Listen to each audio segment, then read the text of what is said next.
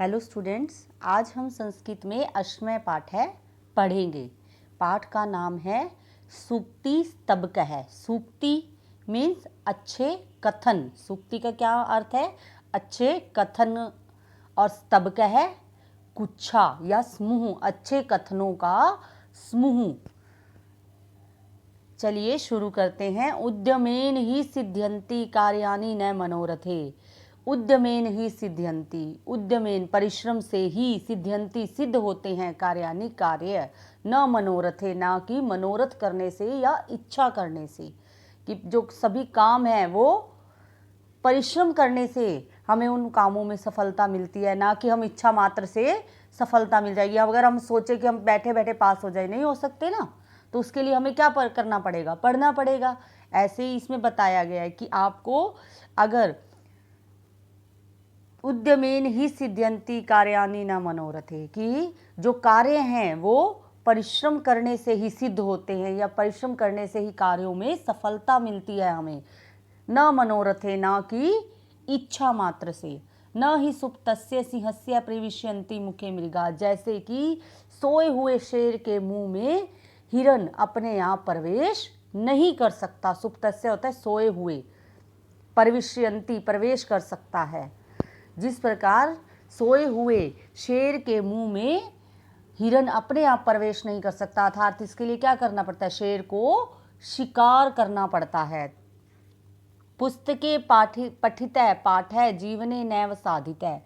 पुस्तक में पढ़े हुए पाठ से जीवने नैव साधिते, यदि जीवन में साधा नहीं गया, पुस्तक में पढ़ा हुआ पाठ यदि जीवन में साधा नहीं गया, किम भवेत, तो क्या लाभ, तेन पाठेन उस पाठ से, जीवनो यो न सार्थक है, जिससे जीवन सार्थक ना हो। मतलब जो हम पाठ में, पुस्तकों में जो ज्ञान हमें मिलता है, अगर वो हम जीवन में उपयोग नहीं लाते तो ऐसे पाठ पढ़ने से हमें कोई भी लाभ नहीं है। पुस्तके पाठितः पाठः जीवने नैव साधिते। पुस्तक में पढ़े हुए पाठ से या पाठ को जीवन में अगर साधा नहीं गया या उपयोग में नहीं लाया गया, किम भवेत तेन पाठेन, इस पाठ का क्या लाभ, जीवने यो न सार्थक है, जिससे जीवन सार्थक ना हो। प्रिय वाक्य प्रदानेन, प्रिय वाक्य प्रदानेन सर्वे तुष्यन्ति मानवः। प्रिय मीठे वाक्य वचन प्रदानेन बोलने से सर्वे सभी तुष्यन्ति प्रसन्न होते हैं, मानवा मनुष्य, सभी मनुष्य या सभी मानव मीठे वचन बोलने से प्रसन्न होते हैं। तस्मात् प्रियम ही वक्तव्यम, तो ऐसे वचन बोलने में या ऐसे मीठे वचन बोलने में वचने का दरिद्रता, कैसी? गरीबी। मतलब हमें सभी के साथ मीठे वचन बोलने चाहिए और उसमें कोई भी कंजूसी नहीं करनी चाहिए। प्रिय वाक्य प्रदानेन सर्वे तुष्यन्ति मानवः, मीठे वचन बोलने से सभी मनुष्य प्रसन्न होते हैं। तस्मात् प्रियम ही वक्तव्यम वचने का दरिद्रता, और ऐसे मीठे वचन बोलने में क्या? गरीबी, अर्थात हमें कंजूसी नहीं करनी चाहिए मीठे वचन बोलने में। नेक्स्ट, गच्छन पिपीलिको याति योजना नाम शतानपि।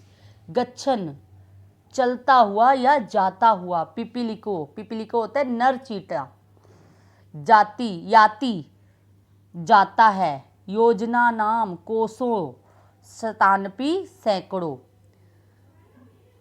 गच्छन पिपीलिको याति योजना नाम शतानपि, जाता हुआ चींटा भी सैकड़ों योजन चला जाता है। मतलब जो चलता हुआ चींटा है वो धीरे धीरे धीरे धीरे चलता हुआ बहुत दूर तक चला जाता है, मतलब सैकड़ों योजन तक चला जाता है। अगच्छन न जाता हुआ या न चलता हुआ। वेंतयो, वेंतयो किसको बोला जाता है? गरुड़ पक्षी को बोला जाता है। वेंतयो पक्षियों के राजा को, गरुड़ को। वेंतयो अपि, गरुड़ भी, पदमेकम, पदमेकम होता है एक कदम भी, न नहीं, गच्छति जा सकता।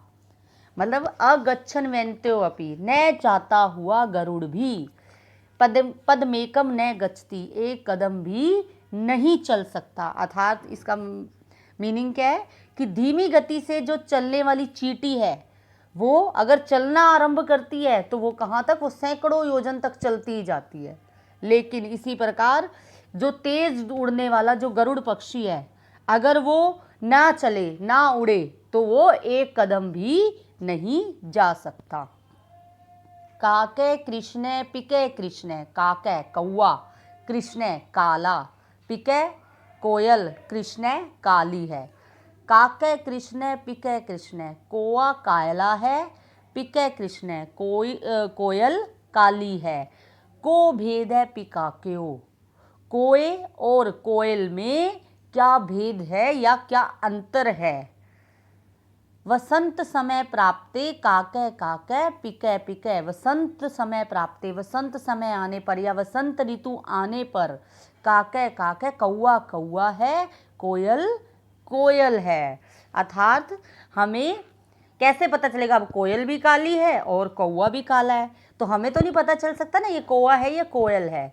तो जब वसंत ऋतु आती है तब हमें पता चलता है कि कोयल कौन सी है और कौआ कौन सा है, क्योंकि उनकी मधुर वाणी जब वो बोलते हैं तब हमें पता चलता है कि ये कोयल है और ये कौआ है। अतः हमें सदैव मीठे वचन बोलने चाहिए। ऐसे ही फर्स्टली आपको शब्दार्थ लर्न करने हैं और लेसन रीड करना है।